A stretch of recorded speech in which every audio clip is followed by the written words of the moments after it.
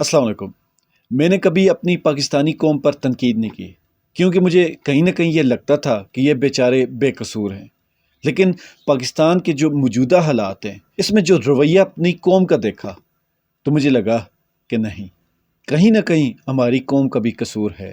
یہ قوم جو ہمیشہ سے ہی غلامی میں رہی، راجے مہاراجے، مغل، نواب اور انگریز تو چلے گئے، لیکن ان کی سوچ نہ بدل سکی۔ یہ مانا کہ اس ملک میں لوگ مسلط کیے جاتے ہیں، ووٹ سے کوئی فرق نہیں پڑتا، لیکن یہ بھی ایک حقیقت ہے کہ ووٹ ہم بھلے کسی کو بھی دیتے ہیں، لیکن جو ہماری سپورٹ ہوتی ہے وہ علاقے کے سب سے بڑے کھڑپینچ کے ساتھ ہی ہوتی ہے۔ ہم اپنے ہاتھوں ہی اپنے ڈکٹیٹر پیدا کرتے ہیں، پھر ان کو پوری قوم پر مسلط کر کے ان کی غلطیوں اور کوتاہیوں کو اپنے مقدر کا لکھا سمجھ کر اللہ تعالیٰ سے گلے شکوے کرتے ہیں۔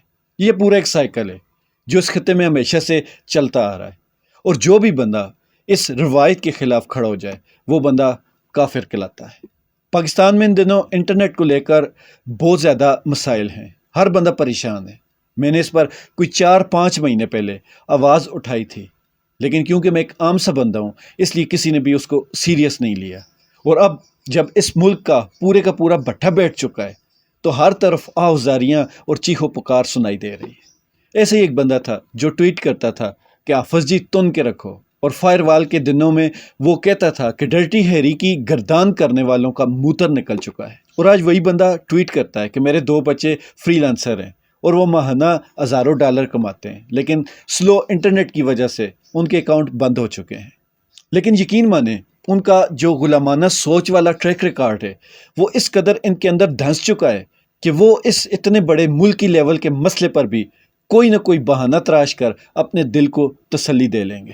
مسئلہ صرف ان غیرت مند سفید پوش لوگوں کا ہے جو کسی کے آگے ہاتھ نہیں پھیلاتے۔ اس طرح کے جو ٹاؤٹ لوگ ہوتے ہیں وہ ہر طرف سے کہیں نہ کہیں سے کوئی جگاڑ کر کے اپنی جیب گرم کر ہی لیتے ہیں۔ ایک اندازے کے مطابق انٹرنیٹ سلو یا سست ہونے کی وجہ سے پاکستان بھر میں 25 لاکھ لوگوں کے بے روزگار ہونے کا خطرہ ہے۔ تو میں پوچھتا ہوں کہ یہ کس کا نقصان ہے؟